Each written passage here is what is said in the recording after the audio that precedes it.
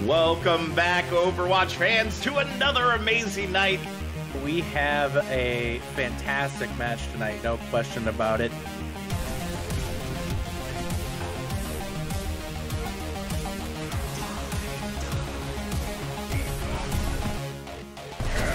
Oh my god! Oh my god, yes! Put the barrage! Make sure they can't even follow up afterwards.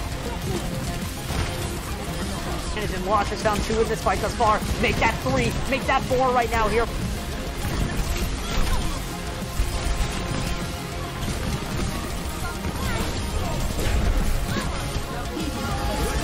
Dynamic team gets a 4-man tire. Those who find the picks will save the fights, and they don't really need to save what they've already won. 100 gets 3 with the primal rage.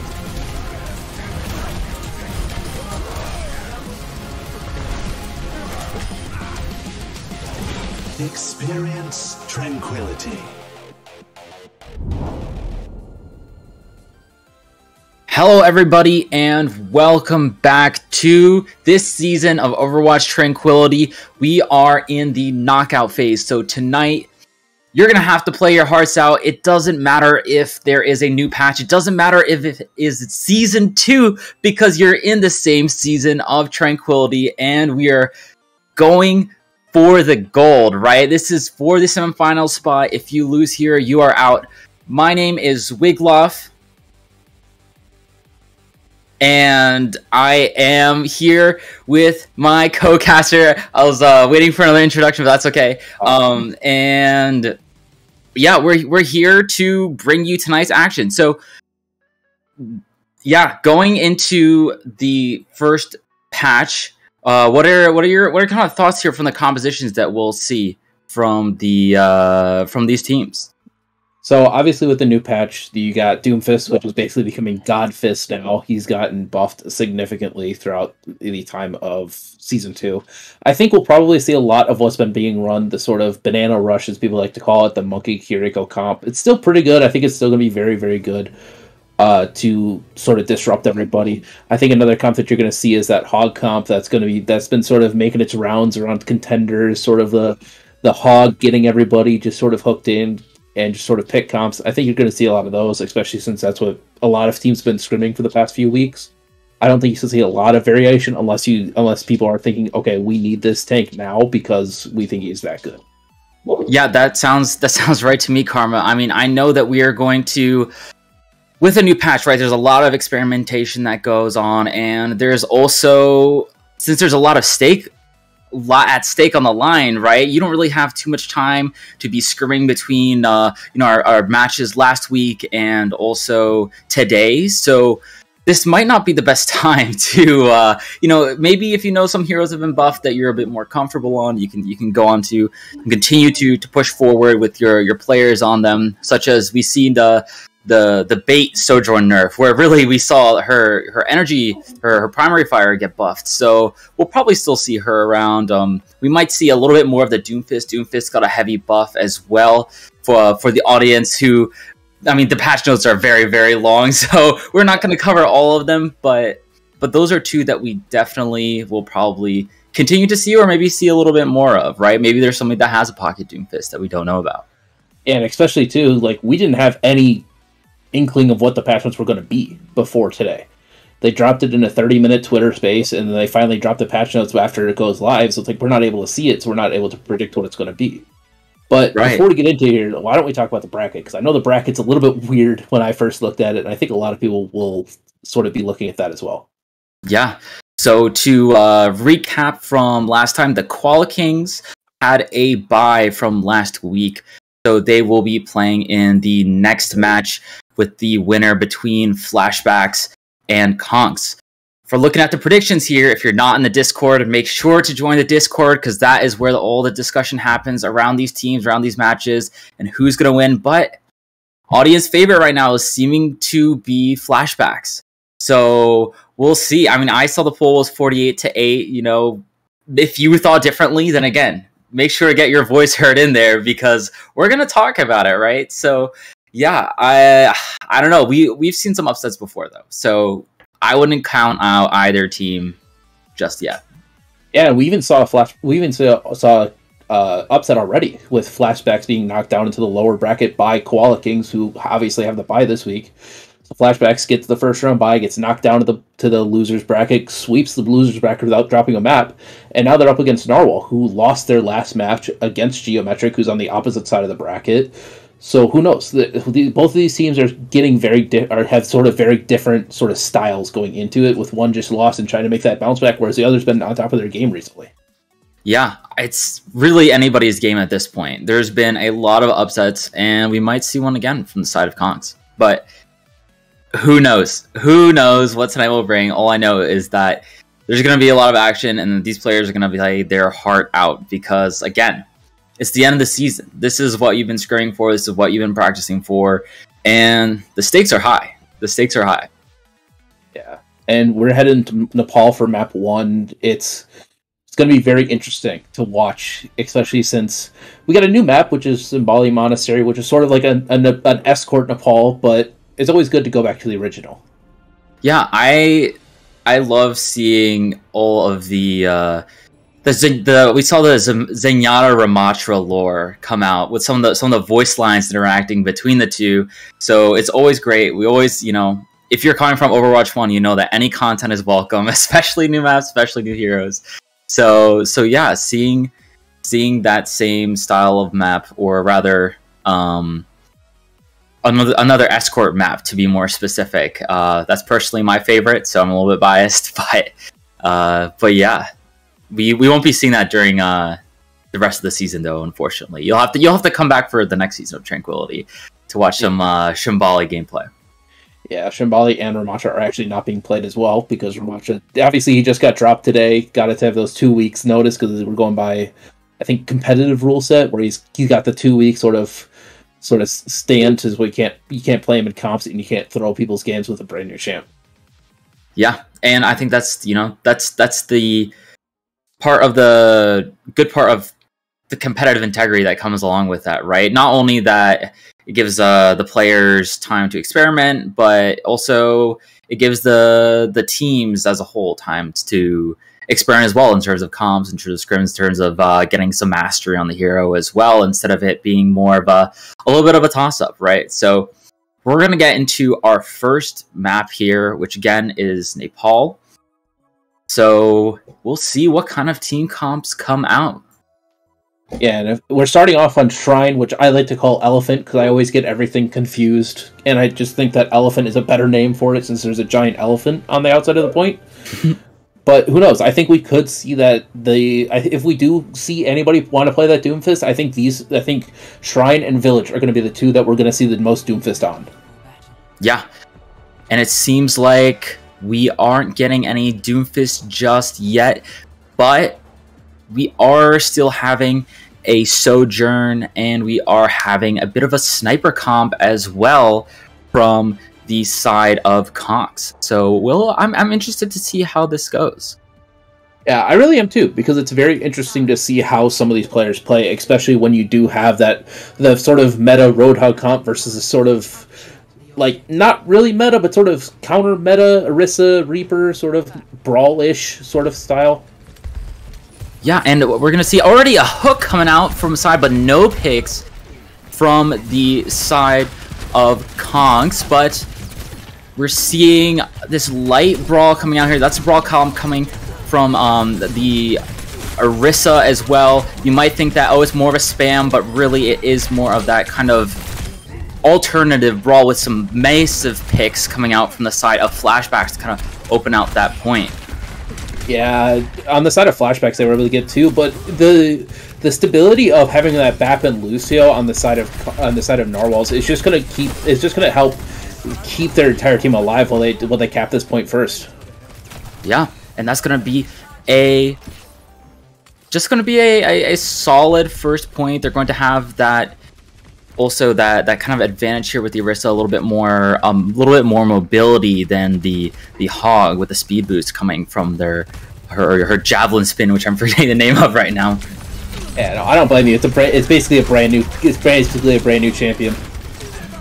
But the window's coming out here to try and find some picks. They're walking forward around the edge. Flashbacks looking for an alternative entrance here, but Narwhal Kongs is going to just kind of walk in and repel, with Reaper finding that pick here, that clutch pick onto the Kiriko, which is going to kind of take away the sustain that Flashbacks has to walk in. That cleanse is massive to enable the Roadhog. Yeah, that corner window there is really good, especially they were able to time it great with how fast they were able to push. And they're going to use that advantage from the symmetrical wall to hold and stall out from the side of Kongs here. They don't want to let Kongs onto the point just yet, even though they're going to use the Kiriko Rush to try and push into the point, brawling onto the Orisa, but that Fortify is going to soak up a lot of damage with the all coming through and getting 0, unfortunately, with Flashbacks being able to counter with both the Reaper and the Roadhog ult to take down 2 here. That Lamp is not going to get the value that Reaper was looking for from the side of Kongs, but they'll get a chance again in the next fight. Yeah, I think on the side of Narwhals, though, they're very happy with that. They basically just sort of won it using 1 ult, and Flashbacks had to use 3. That is always good when you get on top with the ultimate advantage here. Yeah, and they're going out this left side, which I think they're going to try to engage with that Reaper ulti, especially since they have it and they know that... And Buell is going to send that Reaper ult and find 4, which is going to immediately destroy any hope that Kongs had to take the point here. Talk about ultimate value, right? Yeah, that was the best way how you could use it. They didn't scout him out, they just dropped on top of him. But now Lavender has it, and Lady Mela has the beat drop, whereas on the side of Flashbacks, all they really have is that Soldier ulti, which did get buffed, but who knows if it's going to be the game-winning fight that they think. They're going to try and teleport to walk in, but Reaper's getting found immediately by Patsy. And there's going to be an ult as well coming out from the side of Axino to try and find a pick here, try and clean it up. Even though they're up 1, they're going to push them back into the spawn and dominate that space. Ooh. Get a potential late pick onto Lady Mela. She's going to go down. And so far, this is just a stagger from the side of Flashbacks. They're going to be able to trade 1 out from the side of Kongs, finding Coconut. But that is the fastest hero that Flashbacks has, so it's really not going to send him back that far. Yeah, but on the side of Narwhal, they definitely have all 4 ultimates, so they're just going to try to pop everything and just win the ult fight.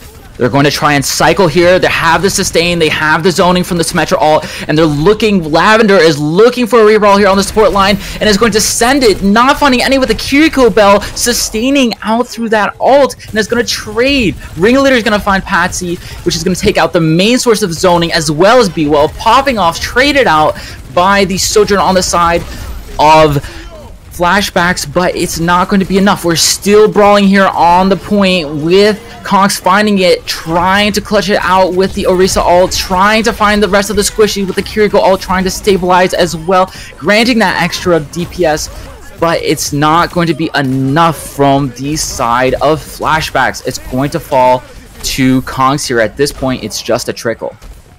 Yeah, but on the side of Flashbacks, even though you did use up the overclock, the beat, and the Sojourner ulti, you do have that big Reaper ult, which we already saw before how well B-Well was able to use it.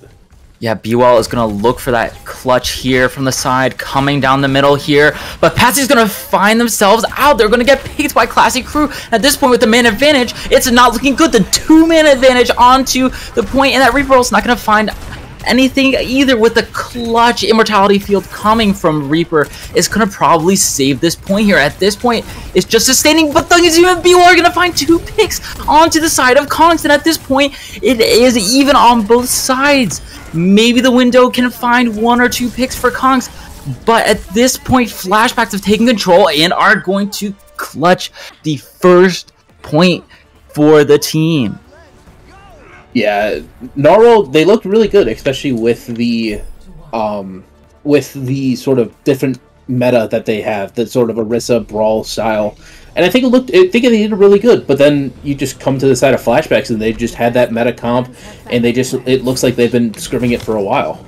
Yeah, it's crazy that even though Patsy went down, the rest of Flashbacks was able to group up together, find opportunities to pick off the just players from Kongs 1 by 1 to slowly just take it back. They're really making the most of their ultimates. Yeah, they really are. Even though they did use it a little bit, sort of free-flowingly, it seemed like, especially with the beat and the Kiriko ult at the end. But who knows? This is a new map, and this could be Narwhal's time. Could be Narwhal's time. They're already on the point because of that Symmetra teleporter. At this point, we're going to see that brawl stage again, that early fight where the teams are poking back and forth with the pick coming through, trying to look for that damage, but the Fortify is going to mitigate most of it. Lavender here looking for an opportunity, looking to find somebody out. And as you know, MBWall dropping really low, but the Wraith coming out, allowing him to sustain here. Conks is holding the point, not letting them in. Cycling abilities very, very well here, and they're just not able to find an opening here from the side of Flashbacks. Even that hook isn't able to fly through with the breather coming out in able to, well, it's not going to do that much to as the Classic Crew is able to capitalize off of it, falling pretty low but getting sustained by the supports. Some large plays come out here from the side of Lady Mela and Reaper here, but falling to the side of B-Well. In the end, though, it looks like Kongs is going to be able to hold this point here and come out with some ultimates on top. And Narwhal was able to do really good. They were able to hold it for that entire time too. Like I thought that Flashbacks was maybe able to get the flip once Classy sort of ran out and sort of initiated that brawl, and I thought they were going to get a flip, but they were just like, no, we're just going to hold this point, we're just going to keep it. Which I think that the point holding for Narwhal side is going to be really, really well for them. It's going to be big, especially it's going to be tough to push in with Flashbacks with that window, and also with the bell being gone here. They're just struggling to find an opening here, but the Kitsune Rush is online. It's going to be used, and it's going to be countered by the Orisa ult. Not able to find any. B-Well going down to Lavender, actually, with that man advantage here, but still holding the point with the ultimate coming out from their team. Symmetra here, and Flashbacks is just pushed off of point. That point control that they have from the Orisa and from the window is crazy here. Yeah, but the one thing that I do gotta say about Narwhal is they use 4 of their ultis, whereas you're coming in with Flashbacks. Yes, they did use 3, but they still have 2 more. Whereas obviously Lady Mela has the beat, so I'm looking to see maybe an overclock start here, or maybe even this Reaper drop down ulti. Yeah, B-Well's looking for a cheeky Reaper ult here in the back line, but the Lucio ult sustains it. There is nothing really that can be found when you just walk forward onto Patsy. The point may flip, but they're still up 1 on this side of Conks, and they're brawling together. B-Well able to find a pick onto the Baptiste, taking out that major source of healing. Axonal also being able to find the DPS. Lavender is tearing up as well, but so far it's just going to seem like Conks is able to control the point without being punished. Their major players are still up. They still have Classy Crew. They still have Lady Mela on point to taxi it around. And at the end of this, it's just, again, it's a trickle to the point. And we're going to see a trade. We're going to see 1-1 on the side of Kongs, tying up, fighting their heart out for this semifinal spot. Yeah, Narwhal Connects is... It showed that they have an idea, and they were really able to hold that idea, getting the point first, not letting Flashbacks be able to flip it, and just that Orisa, the Symmetra, just being able to just sort of shove them off, boop them off with every single thing that they had. It's interesting to see, especially in Village, where it's much more of a brawly style map, where you can't really see the point from any side. Now this point, where I call it drop, or I think it's Sanctum technically, it's going to be a lot more of an open area surrounding, so I don't know if that sort of playstyle is going to be any good for them. Yeah, there is environmental kill potential, but at this point, we'll see if Kongs can push it, and it turns out that they can't. Patsy is going to find a kill, as Coconut is going to follow it up with one of their own, and it looks like this first push is going to be on the side of Flashbacks. Yeah, Flashbacks decided to make a little change too. B-Well is going over to that Junkrat, which that's a very good thing, especially when you're facing a brawl style team, because of his concussion mine. Just his basically pure damage output is going to be something that's going to just absolutely disrupt the brawl style of Narwhal's. Yeah, the amount of approaches that they have here is pretty limited with the brawl style comp, and then they're subject to the off angle from this side of Patsy here, and it's looking tough. They might hold the point, but they're sitting right in the open here with clear line of sight from Xeno, but Lady Mela is going to be able to find a pick to help out Connex take the point here. So far, we were talking a little bit about this brawl, but and it's just working out for them at this part. They're playing in the open, but if you can't find those picks and you can't use those off angles, then it's gonna look like the kill feed does right now. All blue, all Connex. So what a showing we're seeing here from this hybrid brawl comp with the Junkrat swap as well from the side of Flashbacks. Yeah, and I don't know if that hog ult was just a fat finger or it was being thought to be used, but it seemed like that's going to be something that Hasty is going to be wanting back.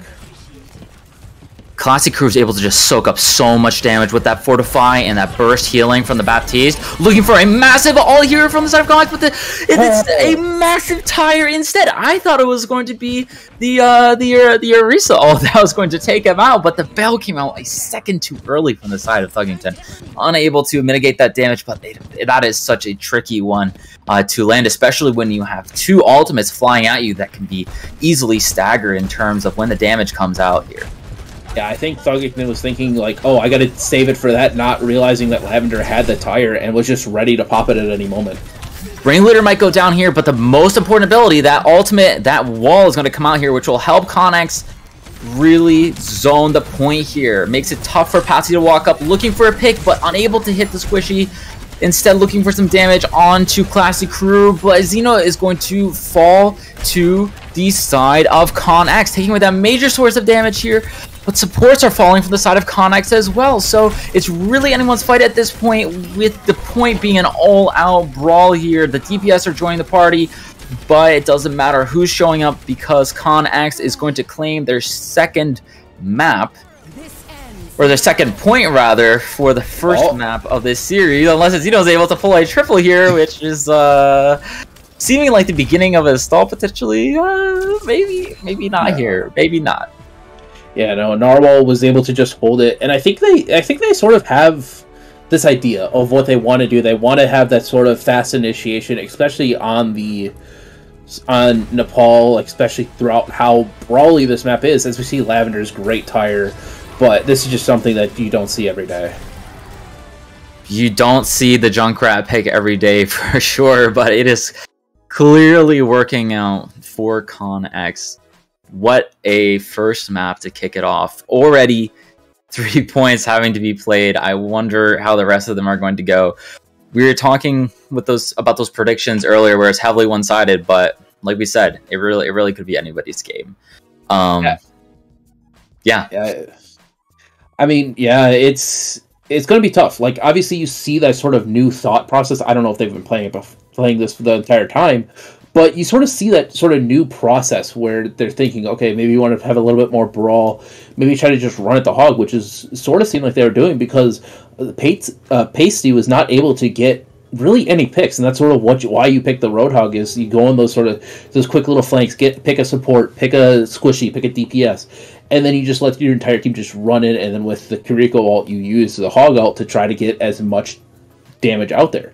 And they weren't able to do that completely, and it just sort of, Narwhal was able to sort of shut it down with the Orisa, with the Javelin Spin, with the Fortify, just being able to keep their eye on that Roadhog the entire time. And big props to the side of Connex's tank, Classy Crew, for eating all those hooks. Every single time that we saw the Roadhog going for a hook, Classic Crew was there to eat it and then fortify and just soak up a massive amounts of damage. We were seeing some great synergy there from both the tanks and the tank and the support from the side of Connex. So and the use of that kind of rush brawl comp with the Symmetra ult, I thought was some great gameplay there too from the side of Connex. They're holding their angles really well. Yeah, and also another thing that that was changed too was that Symmetra is now sort of reverted back to her Overwatch 1 self, where she charges up on shields, she charges a little bit more faster now. So seeing that Symmetra already come in and already look like a little bit of a difference maker for this side of Narwhal, it's interesting to see where she sort of places herself in the meta, because you sort of see it a lot in Overwatch 1 where you would really just play her on the Koth maps. You would play her on Nepal, you would play her on Lijiang Tower, Lijiang Night Market basically completely, and just TP the point and just hold the point. It's sort of interesting to sort of see that playstyles transition back into Overwatch 2, where it's a lot more of a 5v5, a lot more fluid, rather than just, okay, it's a lot more fluid in Overwatch 2, whereas in Overwatch 1 is a lot more just whatever's going to happen, you're going to shoot shields forever. Right. And especially in terms of right, the shield removal, that was one of the things that I know all Overwatch 2 players were happy about. Maybe there are a few out there that I'm discounting, but I think it's really, really cool to see Symmetra played in this new style, and also being able to see the potential for a different kind of brawl comp than the classic Hog Kiriko which we're seeing. Which, I mean, the kit really of the Orisa Symmetra is really denies the Hog brawl comp, which the name you said earlier, but I missed. But yeah, I'm interested to see what they pull out on our next map, which is going to be Paraiso. Yeah, this map is very interesting because I like to call it a sort of like a fishbowl point, or especially with point 1, where you have the point in the sort of the bottom, sort of like Numbani, where you have all these high grounds around it, all these different angles that you can get shot from, and it's really much more useful for like the sort of Hog, where you stand on the high ground, you get those picks, you just sort of go for these hook 1.0 angles, where you just chuck your hook in, try to get somebody and just pick them off. But it's going to be interesting to see if Narwhal continues that sort of brawl style, because it is also very favored on that. You just sort of take the high ground behind them, you take the yellow, you take sort of pink, like I like to call it, and just sort of go around it. So there's a lot of different playstyles that you can do on this map. And especially with that teleporter, there's so many places on that first point that you can easily jump to with the click of a few keys. So, well, we'll see what they pull out there. But in terms of the just overall, in terms of the map, which of the points do you think is kind of going to be the most challenging in terms of that brawl comp? Like, point 2 is always going to be difficult. I think we've seen it already in the Overwatch League if people have watched it, but point 2 on Paraiso it's very favela-like, where there's a lot of high grounds, a lot of different angles that you can get shot from. And with the brawl style, there's basically only really one or two ways that you can go, which is either A, down main, or B, to the left over through the buildings and try to take that high ground away from them. Either way, you're going to be shot out in the open, or you're going to be away from the points for so long where it's going to start to backtrack.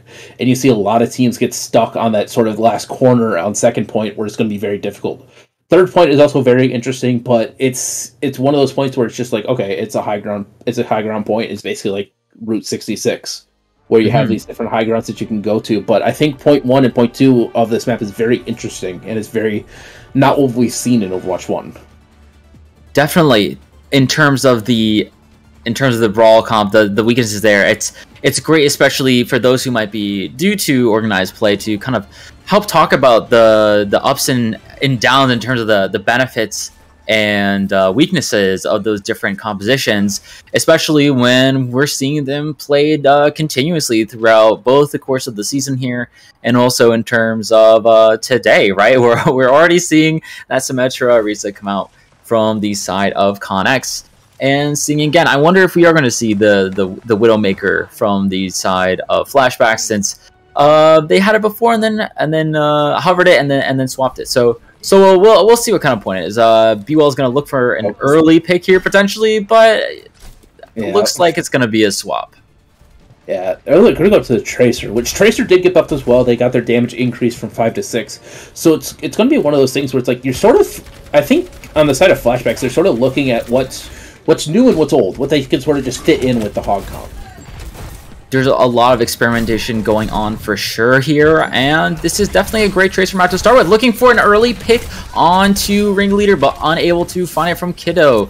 Kiddo is going to still kind of lurk around, look for those angles here, but the Lavender's going to find one instead onto Bewell, who is looking for their own kind of pick here onto the Lavender's going to find another one as well, just kind of chunking, slowly tossing in those nades here onto the side of Flashbacks.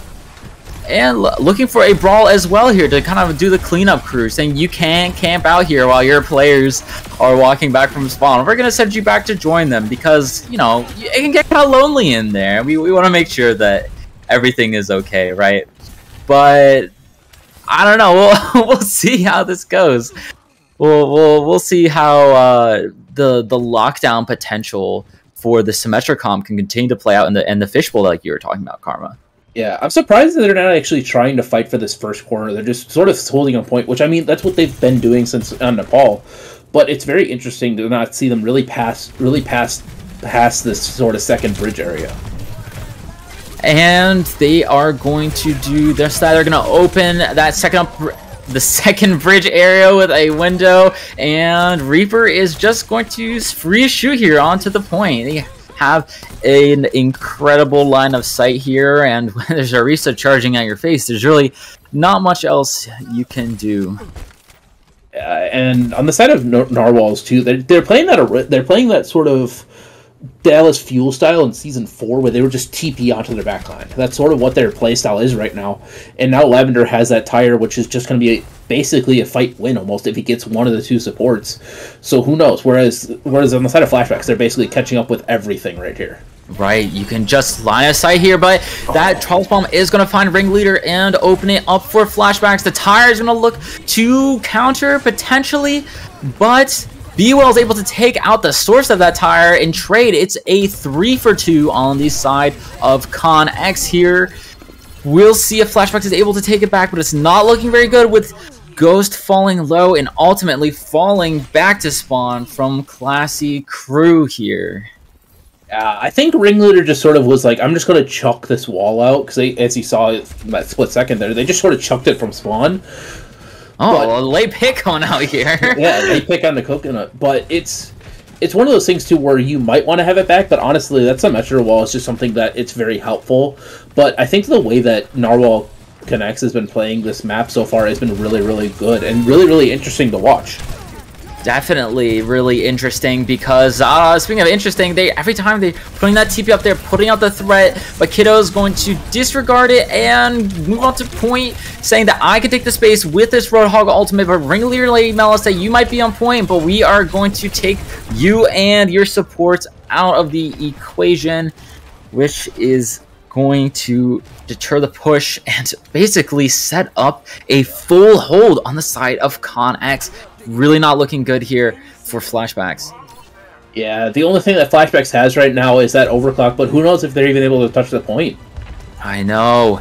It's really getting close here. It's all up to Coconut to touch, and there Coconut is in the sights of Reaper, which is going to have a incredible immortality field, being able to hold up Classic Crew, disregarding the Tracer in the backline to finish it out, but Ghost is going to pop with a 4K and open up the point, cracking it. Finally, after all those attempts, hammering away at the defensive potential of this Symmetra composition.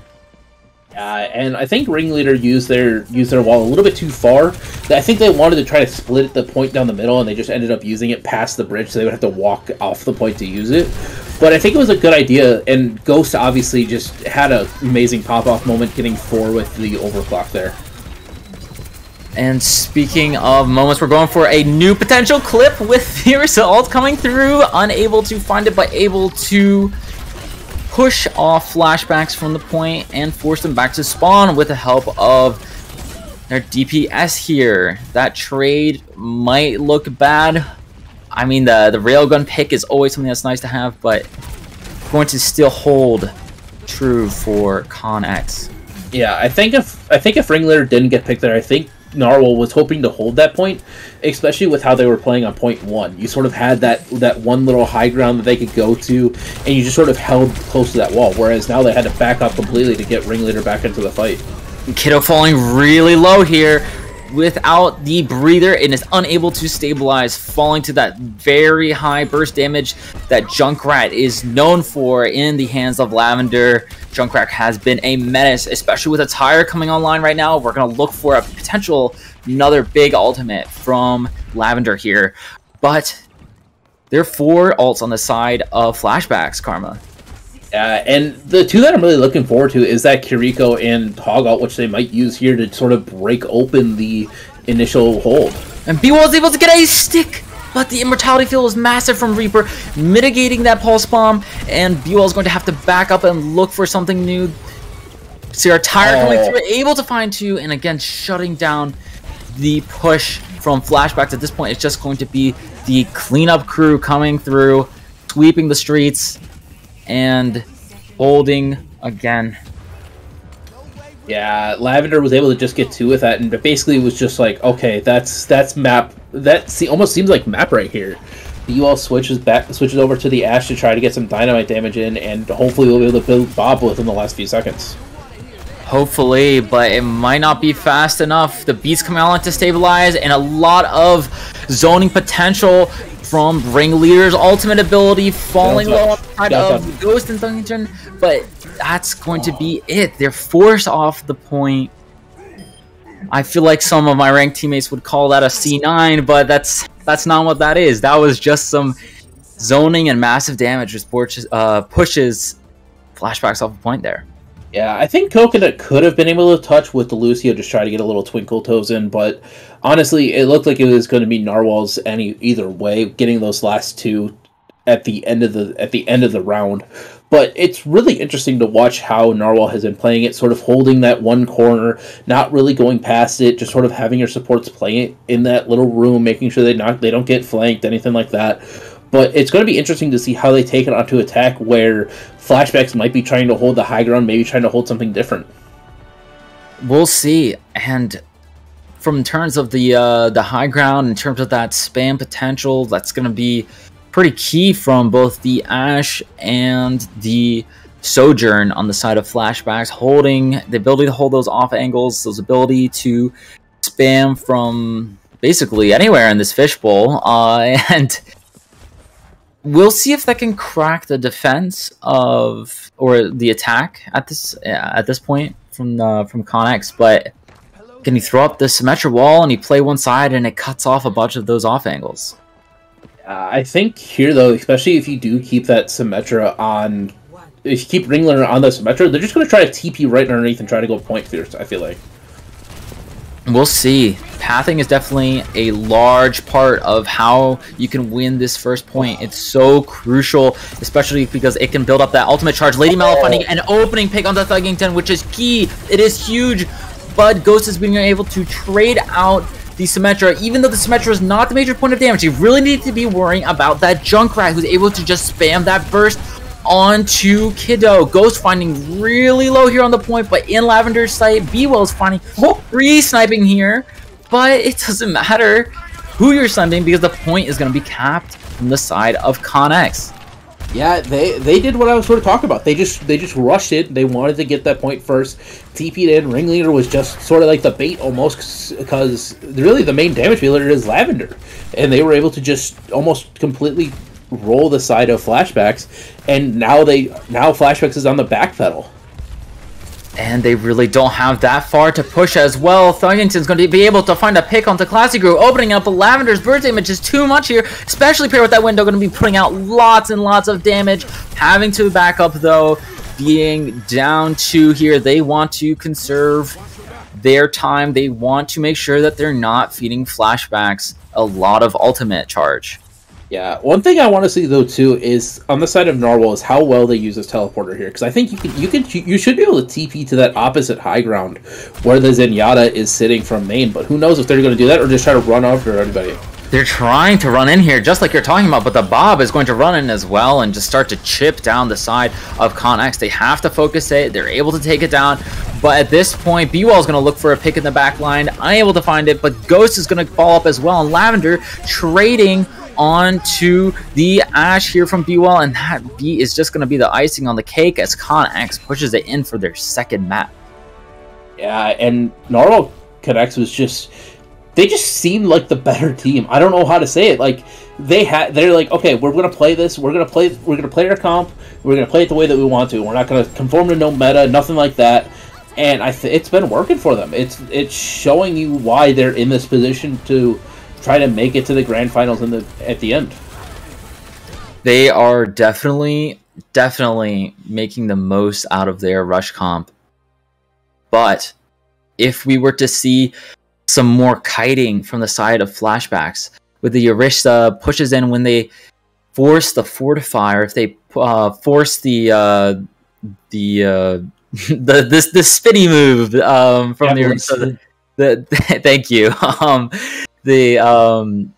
Then that takes away really any of the space, any of the or not any, but a majority of the power that comes from the rush comp. Once you take away that damage sponge, once you bait out those cooldowns, then you can re-engage with your poke comp and close it out. So maybe we'll see Flashbacks be able to adapt, hopefully, to that playstyle, to the rush. But I guess we'll have to see. Yeah, it's going to be difficult for the side of Flashbacks because they haven't been in this position so far, it seems like. During the lower bracket, they've won each map 3-0. During the first one, it was a map 5 loss that they ended up doing. But who knows if Flashbacks is able to try to get this reverse sweep going, or get this next match and try to sort of have momentum heading into the rest of the maps. I can only imagine after a full hold like that, it's tough. Both as it's tough mentally, right? Being able to come back from something like that, that's such a just a challenge in and of itself. Not only trying to figure out the how to beat that Orisa rush comp, but then also being able to stay the fortified mentally, right, to keep going and pull out the reverse sweep. I think that they have it in them. They just again need to adapt, and we'll see if they can soon in the next map, which is going to be Circuit Royale. Yeah, I would have really liked it if they were to swap off to that Junkrat instead of the Tracer, swap off to a Junkrat, maybe even a Pharah, get that sort of high damage in, because they didn't really have anything for longer ranges. Yes, they switched to the Ashe at the last second on the side of Flashbacks, but I think if you swap to that Pharah instead to try to get that more splash damage really high up, it would have helped them a lot in on that first push, especially on their attack. Right. In terms of the verticality, right? Which high grounds you can take, if with both the Pharah being able to boost up and being able to poke from high distances or far distances and from high up, both in terms of the Ashe as well here, because with that Orisa comp, once that Lucio speed boost is gone and that rush potential dies down alongside with the Fortify that I was talking about earlier, they're free in the water until they get those cooldowns back. Yeah, but this next map is Circuit Royale, which is a newer map in Overwatch 2. It was in the beta, and it's a very fun map, I like, in my opinion. It's much more sniper heavy, very those sort of angles that you gotta get. And I want to see if Narwhal is able to sort of, if they keep on playing that brawl style with the Orisa, with the Lucio, especially with how the corners are in this map, which is something that a lot of people don't talk about.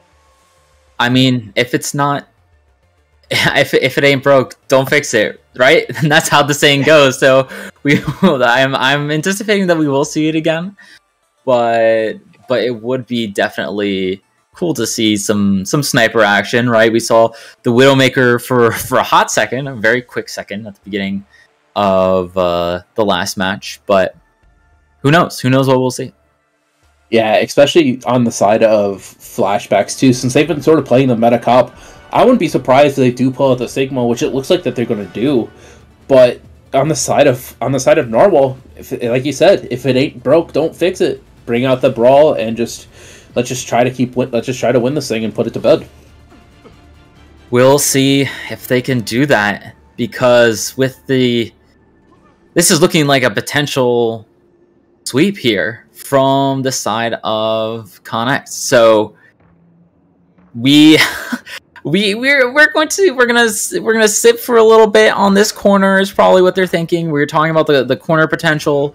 We're going to see if we can maybe set up some turrets, get a little bit of chunk damage.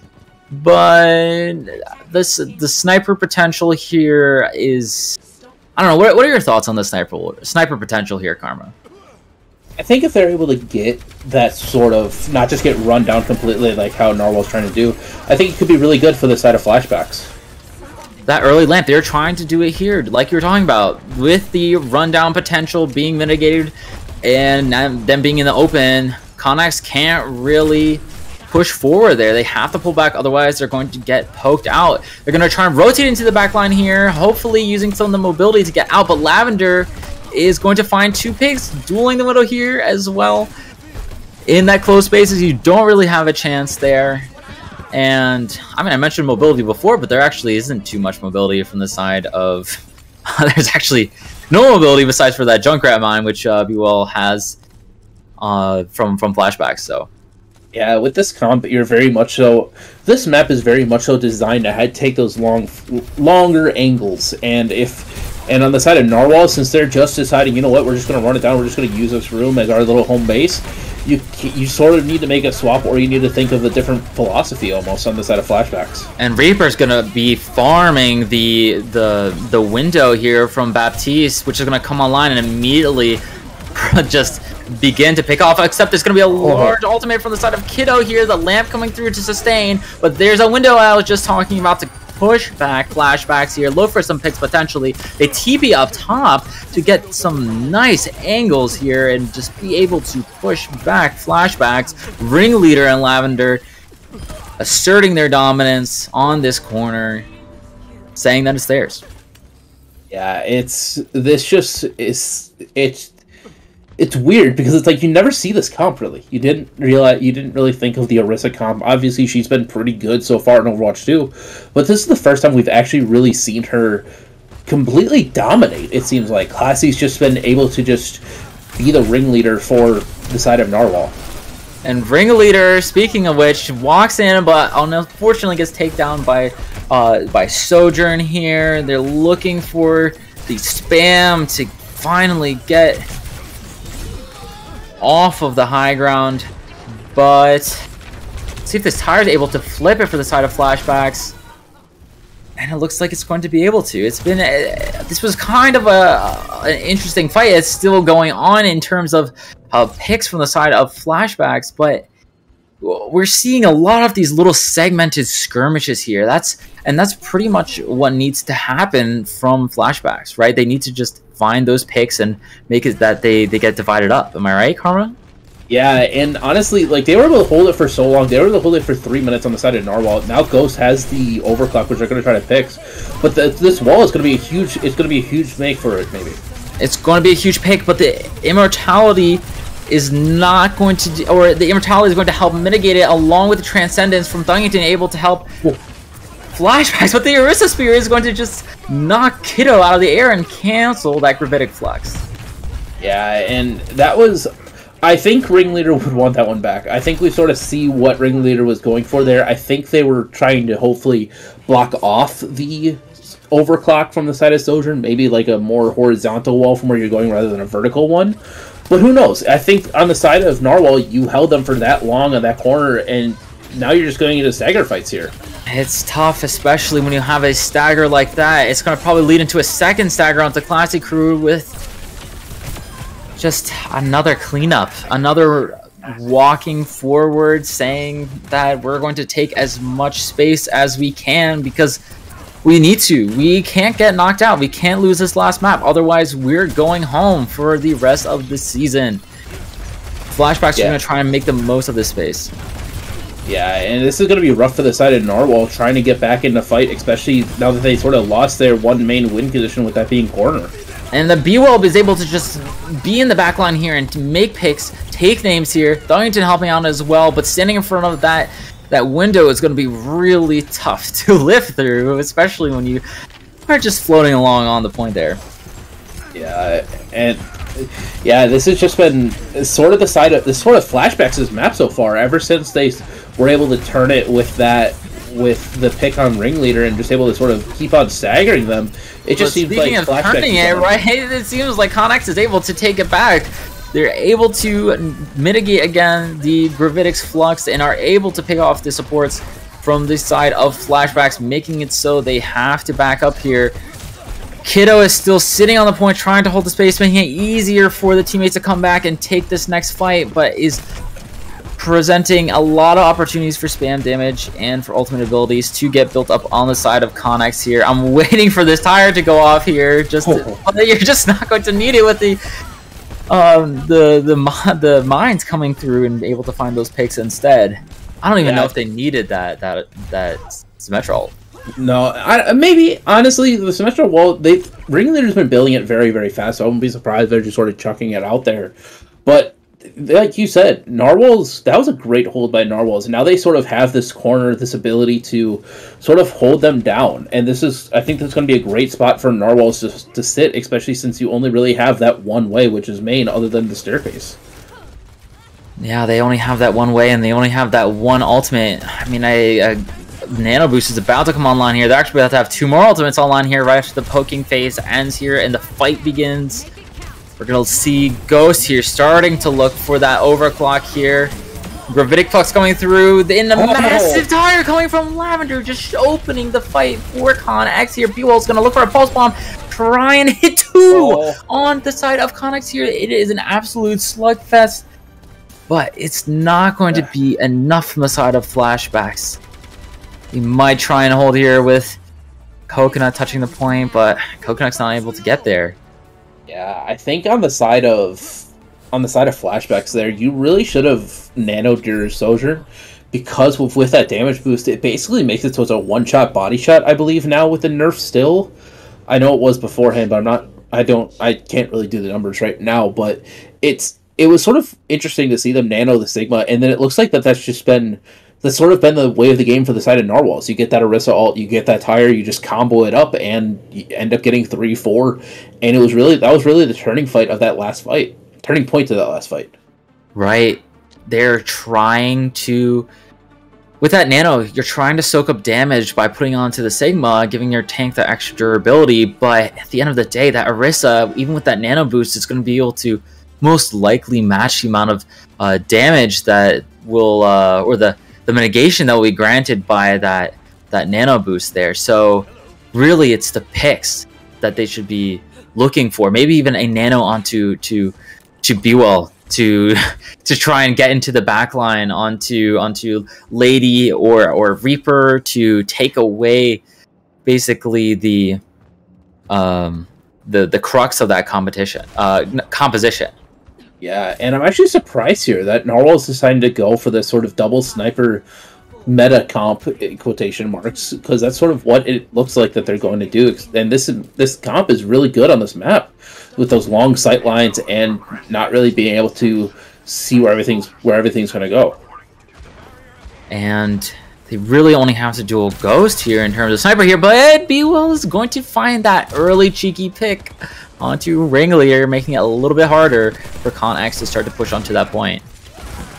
And Lavender swapping over to the Soldier, I think, is really good, especially because I think Soldier's a little bit underrated, especially with his Visor and Kitsune Rusher, even now Window. I think it's going to be a really good breaker for this sort of corner. Reaper's falling very low there, forcing the Immortality out from Lady, but it is going to stabilize Connex as they continue to push forward. They're forced to get up this space here. Lavender's going to take down Kiddo and take down B-Well. They're down 2 on the side of Flashbacks, and they're forced to back up. They're forced to go up this hill here, which is going to start to enable these snipers on the side of Connex with these long sight lines you're talking about, Karma. Yeah, I think also, too, I think Narwhal's just playing on another level. Like, they're basically saying, like, oh, we could beat you with our comp that we made up. Now let's go to a meta comp and just see how you feel against it. And I think you're really starting to see Reaper and classy, just sort of show off what they're able to do, other than just playing the comps that they were running. Yeah, speaking of showing off, Ringleader and Reaper were just taking names just there to clean out the point, even with that tough line of sight of just looking upwards onto the hill, right? That's a disadvantage there, but Connex doesn't care. They're gonna keep walking up this hill. They're gonna keep going. They're going to keep pushing forward here and looking for the rock. Unable to find it. Nano boosted on Q Kiddo, walking forward onto the side of Connex. Be well able to take down Lavender, and Crafty Crew falling to Kiddo, making it so Connex has to regroup and restart all the way down to the bottom of the hill with those tough sightlines. Yeah, but the one thing you do have, though, is you have that flux. You have the window. You have basically almost every ult on the side of Narwhal, whereas on the side of Flashbacks, you only really have... You're coming up on one, which is window.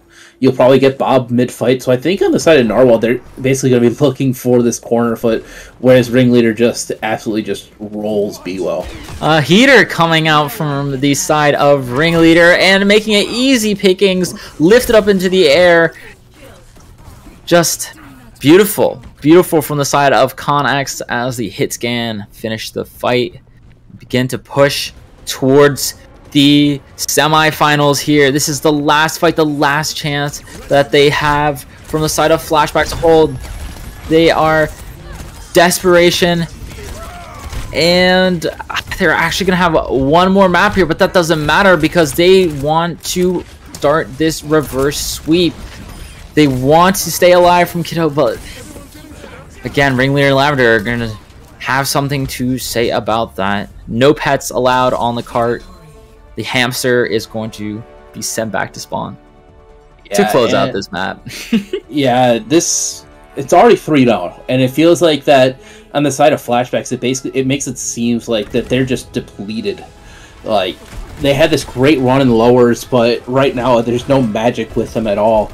It's all Narwhal all the time, it seems like, and especially Lavender, who's been popping off every single map we've been talking about and making these big plays with Tyre, big plays, big combos with the Orisa ulti, and even making plays on their own. There's a lot to be said about the players of Connex right now. We've been talking about Classy Crew, we've been talking about Lavender and Lady Mela. I mean, opening up with that massive Widow pick to start that final fight that we just watched. And Flashbacks, they're going to have to pull together. They're going to have to get this reverse sweep if they want a chance to get into the semifinals. But see if that reverse sweep happens, they're going to have to keep watching because we're going to go to a halftime break. So be sure to get some snacks, get some water, whatever you would like to accompany you with this broadcast, as long as you stay right here to witness the last of this series.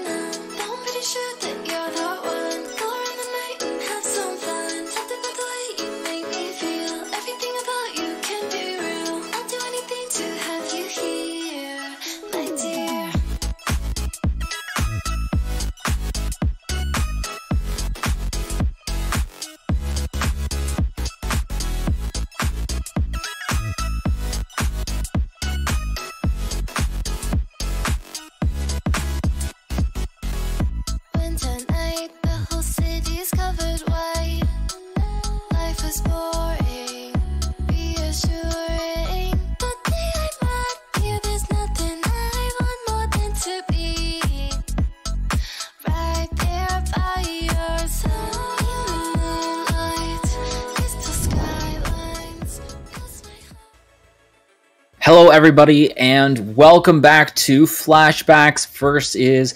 Con X. This is the game again for the semifinals of the Harmony tier Tranquility season. So, as a quick little recap, we are 3-0 right now on the side of Con X. It has been really hard fought from both teams, but the Orisa symmetric composition that we are seeing from Con X has been absolutely dominant. It's been quite a show so far, hasn't it been, Karma? Yeah, it really has, and I don't think a lot of people expected Narwhal Connects to be in this sort of position, especially with this brand new Orisa comp that I personally haven't seen before. It's very brawl heavy. It's very just be like, okay, let's sit on the point, let's win this video game, and that's what they've been doing. Obviously, we saw a little bit of a change on their attack on Circuit Royale, where they played a little bit of a meta, sort of Sigma, double flex supports, Junkrat, soldier-ish meta. But even then, it seemed like they just had the upper hand the entire time. They were just able to just completely roll through flashbacks, and it hasn't seemed like they've been able to slow flashbacks. Have been able to slow down Narwhal. We've seen some good Ashe play from the side of Flashbacks, which I would love to see again. That Ashe was key to helping slow down the Orisa composition, but we'll have to see if they bring it back for the next map, Esperanza. And also, if you haven't already, we're talking about predictions. We're talking about how the poll in the Discord, which if you haven't joined already, you can find the invite on tranquility.gg, Tranquility's official website. If you haven't checked it out there, you can also see all the standings for all of the Tranquility tiers, Harmony, Discord, Transcendence. Everything is on the website, so make sure to check it out. And in those predictions, people thought that it was going to go the exact opposite direction. We were seeing people thinking that Flashbacks was going to be in this 3-0 situation. So it really shows that anything can happen. Maybe even a reverse sweep. We'll have to see. So yeah. Karma, do you think that the reverse sweep has the potential on this map? I mean, Esperanza is a little bit more again of the brawl favored. If I'm right, am I right? It's push. I think push is very, very awkward in most instances. But the way that Narwhal has been playing the Orisa comp is very point heavy. Whereas with push, you sort of want to surround the point and not just go completely onto it and just hold it with 5 people. I think in this sense, I think it's going to be really interesting to see how they're able to how Narwhal is able to play their Orisa comp, because they've been playing it very stagnant and very just sort of like, okay, we're going to use Steepy to go to different places. Whereas with this, the point's always going to move unless you're contesting it. It's not just going to stay in one stagnant place. And I'm excited to see how Narwhal is going to be able to use this. There's definitely not just a push element, but also a pull element to this map, right? With that moving point, with how you're able to take those fights in many different pathing options here, right? I think about this this starting section with the stairs, where you can either take the high ground or you can go straight to the robot, right? There are a lot of different options these teams can take, and with that robot moving back and forth, like you're saying, there's a lot of different options for how to hold it as well. Yeah, and we're seeing sort of an interesting comp come out for the side of Flashbacks.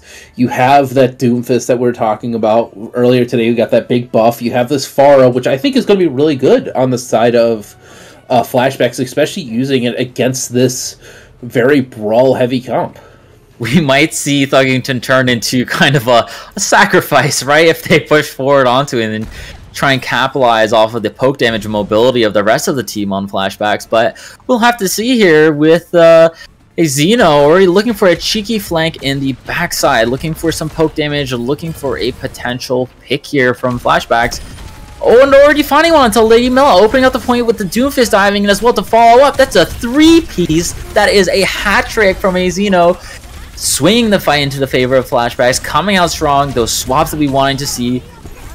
We'll see how they can continue to hold it and move that robot forward. And now with that Doomfist too, you're gonna on the side of Narwhal, they're gonna have to try to play a little bit differently because with Doomfist's new buffs, it makes it so he's almost always going to have an ability up no matter what that's going to be able to disrupt your team. And with somebody who wants to play a brawl style point, it's going to be very difficult on the side of Narwhal. They're going to jump right into Thuggington, that sacrificial lamb here. That opens it up, though, for Pasty to take advantage and find a pick onto the backline of Con X here. They're able to jump forward. They're able to use the Ana as bait and just kind of clean up and keep going. Xeno has the Lucio, Lady Mela in his sights and is able to find it at this point. It's just kind of a clean up. What a show from Flashbacks. They're opening up very dominant. They're trying to get for that forward spawn, which will be key, even though they have a high mobility comp. We're seeing swaps come out as well. We are seeing swaps come out on the side of Narwhal, which I think that's actually a really good comp sort of switch. That's a really good call to make a comp switch, because with that Pharah, now that he has a lot of different, it's not a very grouped sort of comp that on the side of Narwhals is playing, and with that, you're only going to be really shooting at one person at a time. They're going to take that first point here with the Pulse Bomb, looking for a pick, but unable to find any, unfortunately. The Sigma brawling on the point, but able to find to the Rocket Barrage, able to find a pick onto Classy Crew. Without that Immortality field up, it's going to make it tougher to survive the spam that's coming out onto the backline here. Reaper is getting forced out of the fight here, forced off of Lady Metal, unable to help the team as Xeno picks Reaper and continues to wreak havoc in the backline along with B-Well. Patsy using the Seismic Slam as well, and a little note there now with the buff from Seismic Slam, you get a fully charged Rocket Punch as a bonus now. So not only are you able to deal that massive damage with your ult from Doomfist, you're able to immediately jump into your next ability at full power. Now we're seeing another comp switch from the side of Narwhal, not really expecting them what to do, but now has that ball, which I think is going to be a very good sort of initiating tool against that Doomfist comp.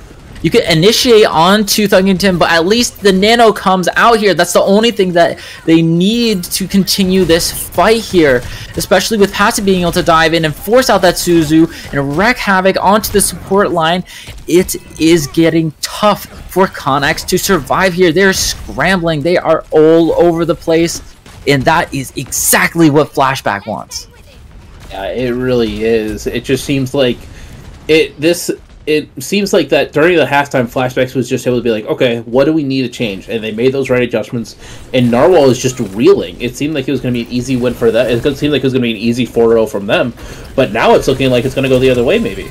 It might go the other way, but there's a lot of chunk damage coming out from B-Well here. Classic Crew's falling low, forcing out, though, the recall. We've seen these Tracer duels happening. There are a bunch of these little skirmishes going on here, but so far, nobody's going to fall. They're going to back off on the side of Flashbacks, and they are going to let Narwhal push the point a bit. I wouldn't be surprised if Xeno uses the barrage here. Oh, looking for the background, able to find the back line, and also falling to Ringleader here, but it's trade coming out from the Tracers, falling onto Classy Crew. B-Well is just popping here. Unable, unfortunately. Pasty is unable to find a pick onto Lady Mel. It's a little bit hard, you know, to get that flying Doomfist kill. You can try, You can try to boost up there, get a little style points onto the Pharah, but yeah, in the end, this is looking good. Oh yeah, it's looking really good for the side of Flashbacks, whereas on the side of Narwhal, they basically have most of their ults coming in, so it looks like it's just going to be an ult dump. But this is going to be a rough going for the side of Narwhal if they're able to actually flip it here. We're going to look for a barrage here from Lavender, but we don't see it just yet. The Kitsune Rush is going to try and open it up, and it is able to help Narwhal Con-X push forward onto the point, get some burst damage, take out Flashbacks. Yeah, and I think that's a really good use of the Kiriko ult. I think it's still going to be one of those ultis, especially now that they got nerfed a little bit, the movement speed, you can't run as fast with it. But I think that's a very good use of just ult management there on the side of Narwhal. But the Bell is able to save. And, you know, like I said, there's so many skirmishes here. It's tough because you're just able to, whenever one all comes out on the other side of the map, Xeno's getting a pick, or Classic Crew's getting a pick onto the back line. Ringleader's also following up in a complete other side of the fight. It is just like I said, it's just a skirmish, and Flashbacks are looking like they are taking the advantage, but Lavender and Classic Crew say otherwise. They say, you know what? We don't even know what's going on here. We're just going to keep taking your one-on-ones. We're going to keep finding picks where we can, and that's really the essence of these two team compositions. Yeah, and I think that's really good, especially if Classy's able to sort of boop the Doomfist punch away and sort of take that initial damage, so it's not going to pure squishy. It's something that's very good, especially with Ball, because of that shield. If you're able to stand in front of it and just be a bullet sponge, it seems like it's going to help turn the fight. Speaking of turning the fight, Lavender's able to trade out, and at this point it's even, but B-Well's able to find a pick as well here. Ringleader's looking at the back line, but is not able to find it in time. Coconut's able to get to red, and at this point there's really no hope for Con-X to be able to bring it back. Yeah, hopefully Classy isn't able to die there, which it looks like he gets out. But yeah, this just looks like an entire almost mentality shift on the side of Flashbacks. They were punched in the face for the first 3 maps. They're like, okay, you know what? We're going to go back and we're going to win. And that's what they're doing right here. They're getting into final fight territory here with 5 ultimates coming online here. The Suzu getting forced out from Thuggington, but Patsy's able to find a pick onto Reaper in the back line, opening it up. And also we see Classic Crew falling really low here, really low, and without that tank, without the disruption potential here, it's looking much easier for Flashbacks to start. Looking for people, a mid-air rocket punch onto Lavender, but not able to clutch it out quite yet. This is some fantastic play from the side of Flashbacks here as they continue to pummel into the backline here. Able to find a pick potentially onto Lady Mela, not quite yet here. Xeno's going to help clean it up here. And at this point, Flashbacks are just going to probably clutch it on the map unless Lavender has something to say about it, with the rocket barrage coming online very, very soon. But at this point, it is just Lavender. Yeah, that just looked like a complete sort of annihilation on the side of Flashbacks. It looks like that's what... It's basically looks like what people were thinking they were going to do from map 1. But now they did it in map 4. And who knows, maybe this is the turning point of their comeback. I think it might be. We were talking earlier about the importance with that rush comp, playing something that can disrupt, playing something that can just kite the Orisa, kite the speed boost, make it so you can take multiple angles, and that's exactly what you see from this Pharmacy comp with the Doomfist, right? I like at first they were using the Ana as a kind of bait, but then you swap to the Kiriko, which, I mean, the Kiriko just plays so well into that kind of composition because you can just jump out if you're in trouble. You can act as the bait and then move. Same with the Mercy, same with the Tracer. It's just all these skirmishes, all these little one-on-ones that you have to win or find ways to make it into a 2-on-1, and that's what it's all about. Yeah, it really is, especially with that having that Pharah to begin with. You just sort of get a rocket in and you get your Tracer to sort of just clean everybody up.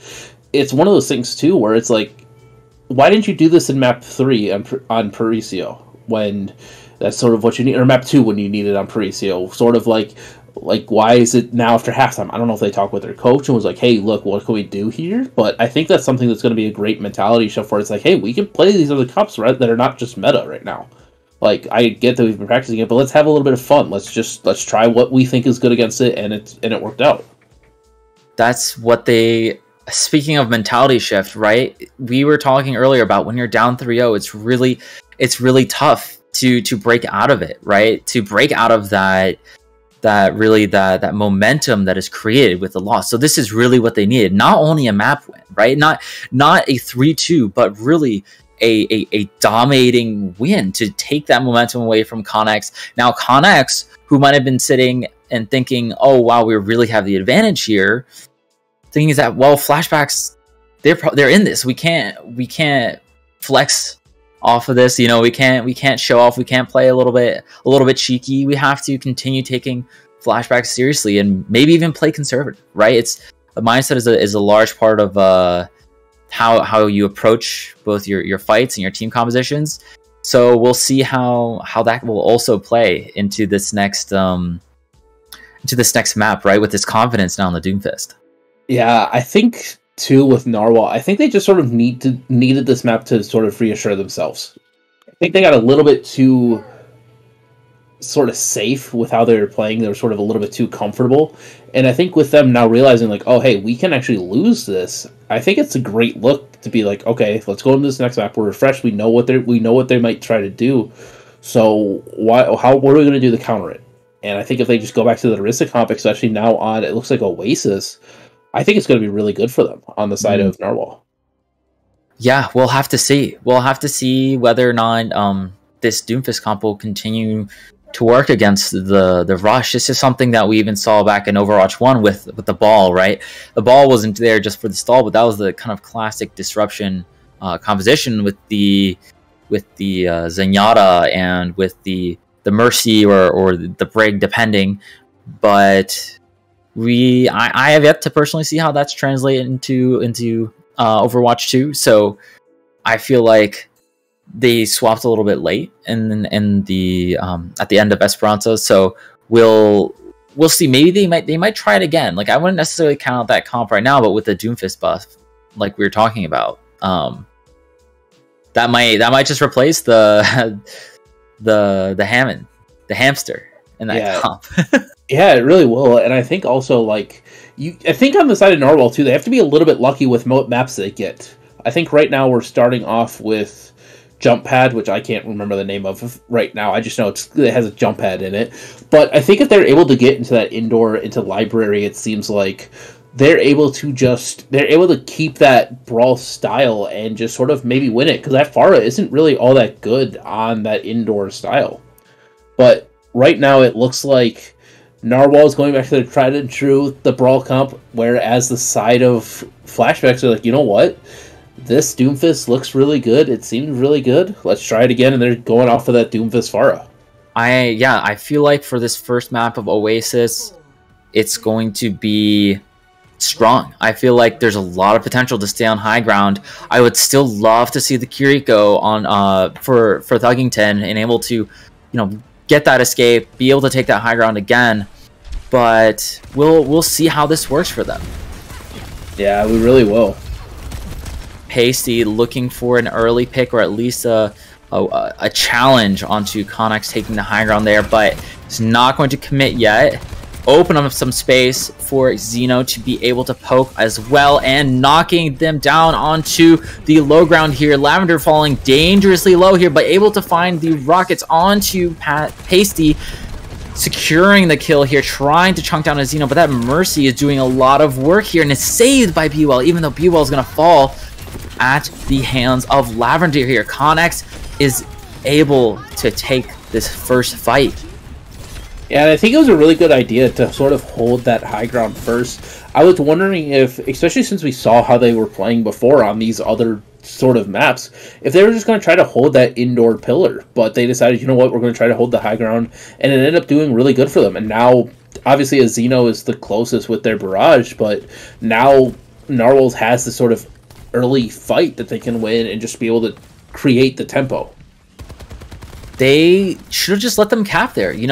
This comp that they're running on the side of Flashbacks is all about looking for picks, looking for singular opportunities rather than just running it and forcing it. You need to look for that opportunity. And speaking of opportunities, Xeno is going to find a kill onto Lavender, but trade out with the massive mortality field, protecting the rest of the team here, with ConX being able to fend off Flashbacks.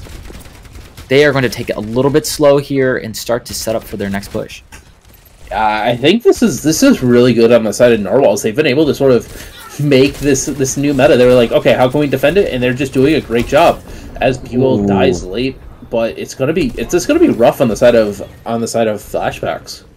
Classy Crew almost taking down Thuggington there, but Thuggington able to land that clutch sleep to make sure that job is not finished here. But Xeno's gonna be looking for that spam here. Just overall disruption, taking multiple angles here. With Ringleader falling very low here. That ultimate about to come online. It's able to take down Pasty. Pasty falling down is big because you lose one sense of distraction from your team, which is key to making those opportunities for your Pharah and for your Tracer to find picks on the side of Flashbacks here. This is final fight territory, and there are a lot of ults coming online with the Terror Surge coming out from Classic Crew, unable to find anybody, but also Flashbacks is struggling here to find picks of their own. Pasty, though, able to find two that I was just talking about with that charge punch.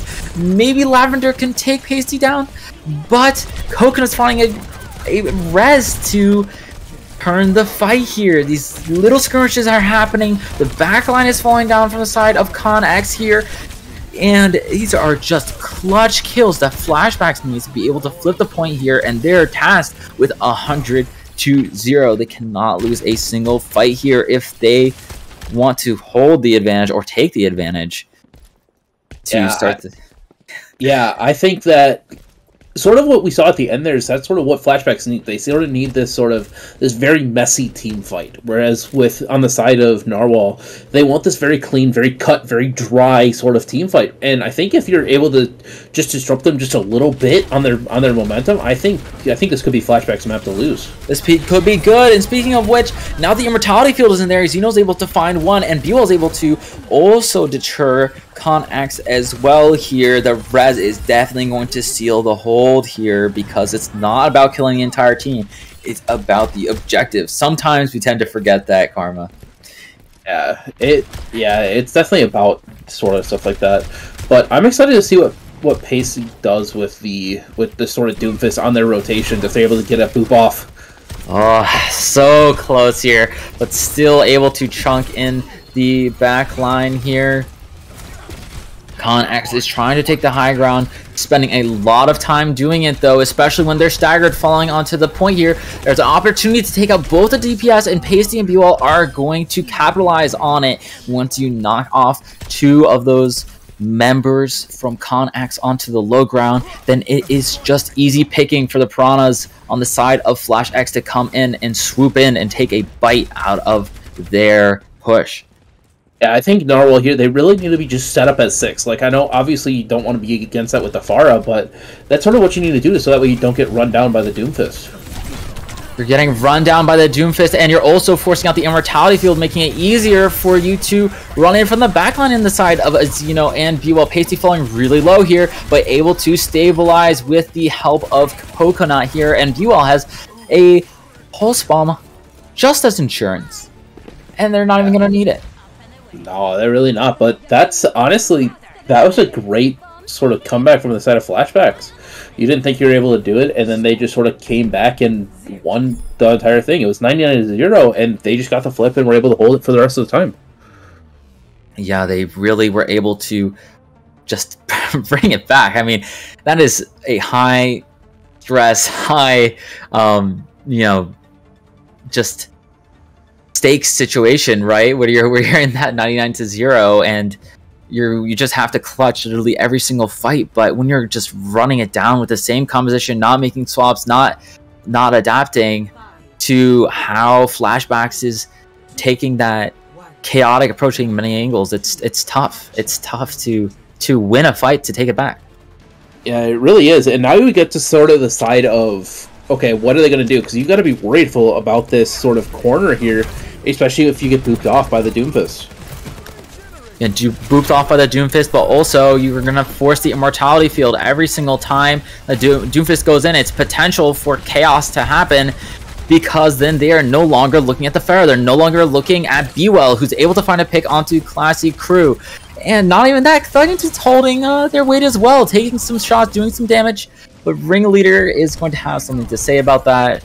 Going to just kind of run into the support line and take him out.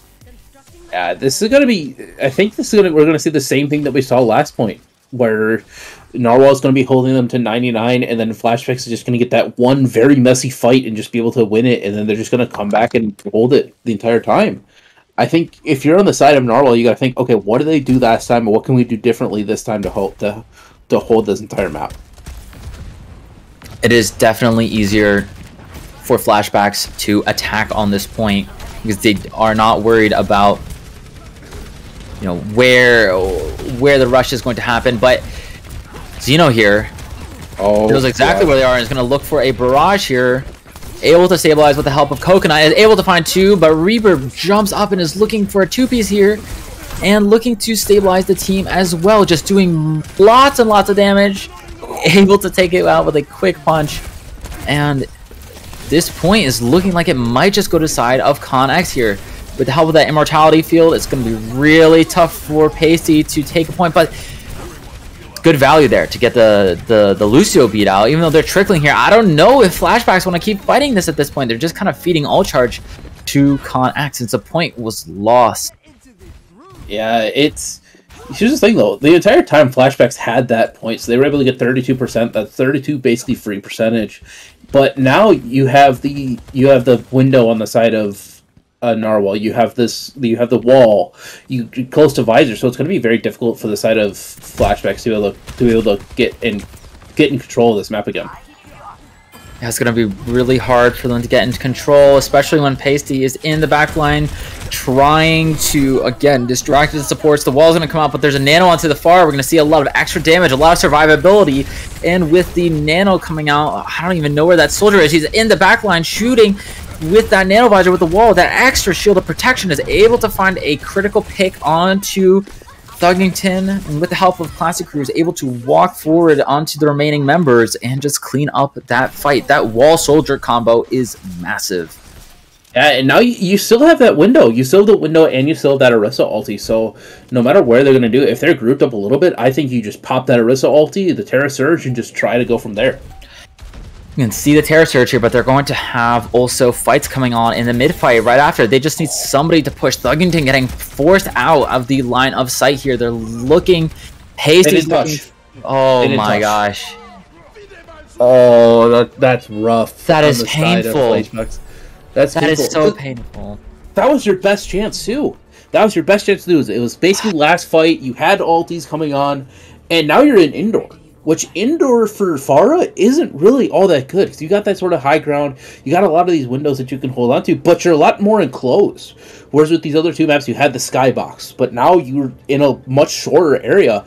And with Lavender playing the way that he has been, basically pressuring you to making these mistakes, he's going to have a lot more opportunities since you're a lot closer to him. That is completely the same as what I was thinking. The Pharah is going to have a tough time here, and I really hope that they're not going to try and force it if it continues to if they continue to struggle here, if Flashbacks continues to struggle. But we'll just have to see how it goes, if they can continue to disrupt from all these different angles and continue to pick off the backline here. I think one switch they might try to do though is the Junkrat. It's just basically just a ground Pharah, it seems like.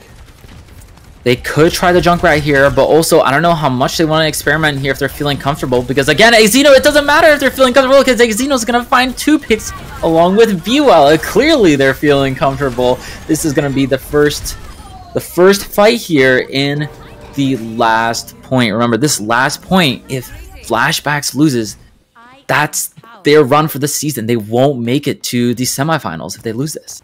Yeah, and I also really like the swap on for Thuggington going to the Kiriko other than the Ana, so you're not really all that bait, which, oh no, Lavender, please don't. You have a Pharah that you need to fight. Oh no, I mean, we saw Lavender pop off though earlier, and with these enclosed spaces, maybe Lavender will be able to find something or some cheeky traps, but Pasty is going to try and find a way out. Unable to, but the lamp is coming out from the side of Reaper with that spam. It's just tough to hit that far, what we were talking about, but they're playing it safe. They don't want to fight necessarily with that Doomfist. Dead. Pasty not there. It's pretty easy for Connex to clean up. Yeah, I think now though, especially, I think Lavender might be smart about this. I think I called it a little bit too early, but now with Lavender being on that drunk card and them able to flip the point, you have these two chokeholds that you're basically just going to be able to spam through. And if you're able to pick Be Well or Thuggington every single time, it's going to be rough for them to hold it. Clutch Immortality Field coming out from Reaper here, but also forcing the Suzu from the side of Thuggington. Is able to find lots of ults coming out here, or just one ult really, but that's all what matters if you are finding the picks that you need. The backline though is still alive and still keeping Lavender up. They are potentially able to hold on to this fight, but I think they're just going to try and back up here. Yeah, the point's already flipped here, and Flashbacks is able to take it back. They're able to get that percentage advantage. But there's definitely an ultimate advantage coming online here, Karma. Yeah, Ringleader has this wall, so I'm interested to see how they use it, as well as the beat. Looking to set up right now here with the window here, playing the backside of that wall. But B-Well is going to be looking around for that Pulse Bomb in a second here. The Meteor Strike can go through, but it's going to get sustained by the beat drop as well. Mailing the tire, B-Well, oh my gosh, but it doesn't matter how you take out that tire if Lavender is going to kill you anyway and continue to clean up the rest of Flashbacks here. But Flashbacks has a lot of percentage. If they flip the point here, they'll only need one more fight to clutch. Yeah, and on the side of Narwhal, say to use everything there for that fight, for that flip. Whereas on the side of Flashbacks, you have the Pulse, you have this Kiriko ult, which is basically, it seems like a fight win in itself half the time. So who knows if Narwhal is able to hold on to it for the final 50%. Even if you trade that Pulse Bomb for an Immortality Field, it's opening up the fight for the rest of Flashbacks to go through. And Flashbacks is going to use, there goes the Immortality Field. It comes out, but it's not able to save anybody. Xeno's finding a pick onto the back line as well. Lavender's trading out Pasty, but Pasty is not the damage dealer. You need to be worried about Xeno, who's flying out free on the point. Classic Crew, though, is walking in the mine. The snipe in mid-air here. Lavender, if you don't deal with Lavender, you can't deal with Con X. Yeah, this is last fight territory for the side of Fearless. Xeno has that barrage. They have that Mercy ult, which is fairly close. But who knows if they're able to actually even get a complete fight in. Pasty, a little bit impatient here, looking for a pick already, and it's going to fall to the side of Con X here, not finding the value from Xeno. Still, though, holding on with three members of the team alive, falling super low from the side of Coconut, forcing out the ultimate. B-Well is sustaining, but the wall is coming out. The tire is coming out. Finding a pick on the Thuggington. B-Well able to trade onto Lavender, but the Pulse Bomb there, too. Not finding anybody. That was what they needed. The Terra Surge, though, is going to take out Pasty, jumping in, but trading for Ringleader. Classic Crew is able to clean up one more member. It's looking very low. It's looking very grim for the side of Flashbacks. This is what they need. But they're going to fall. They're going to lose their chance at the semifinals. What a way to finish that series. Yeah, that 1C9 turned that whole fight. You lose map 2. Because you don't get a touch in when everybody's there. And Classy just holding on to it forever. I don't know why Pasty decides, I'm just going to jump right back into it. But Classy was just able to just control and just basically set the tempo for the side of Narwhal. And was able to just hold the fight themselves. Pasty was making opportunities. And sometimes, when you're put in that situation and you have a split-second decision, especially with like a mobility character, there's a chance that you can overcommit, right? That's all about that fine balance of being able to go in, being able to annoy the backline, being able to make them look at you and create those opportunities for your damage dealers, your Pharah, to take out one member of the team and then continue to chip away. But that's the flip side of that coin, is that if you're doing that and you get caught, then really not much you can do. Yeah, and it's rough because it seemed like Fearless had this, or Flashbacks had this great idea of what to do. They had this Doom, they had this Pharah, where they were just able to just almost completely just sort of mitigate what Narwhal was doing. But Narwhal looked like the better scrim team there. They knew what their goal was. They knew they knew how to play that comp, but they didn't falter from it. The only time we really saw them falter was when they were trying to make the switches on Esperanza, and then they go back to what worked for them on Oasis, and they were just able to be like, okay, it's our time to shine. And obviously they had that 99-0 comeback on point 1 where they lost it, but they were like, okay, we can make this, we can win this, and they were just able to catch Flashbacks off guard.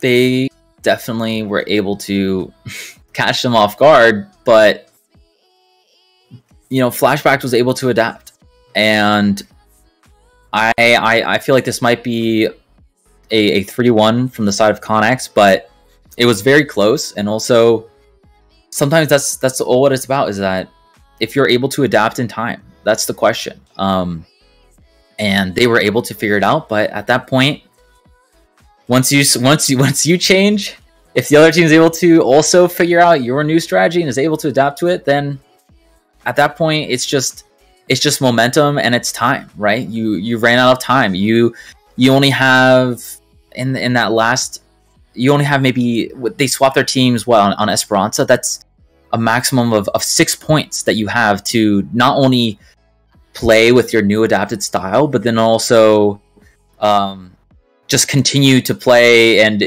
without the other team adapting to it as well. And then you're like, well, now what do we do, right? Yeah, and I think Narwhal, this proves to them, be like, hey, look, we're a force to be reckoned with. We know what our comp is. We know how to play it. We took down the #1 seed in the entire playoffs. Like, they had their role, and now we're here to stay. We're going into the semifinals, and we're ready to face off against Koala Kings. Koala Kings. Thank you. I almost said King Koalas. That doesn't sound right. They're definitely kings, that's for sure. I mean, yeah. At least we'll find out if they win. If they win, they'll definitely be kings. Otherwise, we'll see if they get dethroned by these Narwhals, right? Yeah. So. Yeah. So, if you haven't already, then make sure that you join the Discord so we can learn about your predictions, what you think is going to happen in the next match. Again, Koala Kings versus Narwhal's Connex, which, like we said, Connex is a force to be reckoned with, so you're definitely going to want to watch that match. Besides that, I have been Wigloff, and with me has been my co-caster, Karma. So thank you so much for tuning in, and we will see you next time. And be sure to check out the tranquility.gg website to see the rest of the match updates, to take a look at the brackets for yourselves, learn about the community, and yeah, check out the merch. See you next time.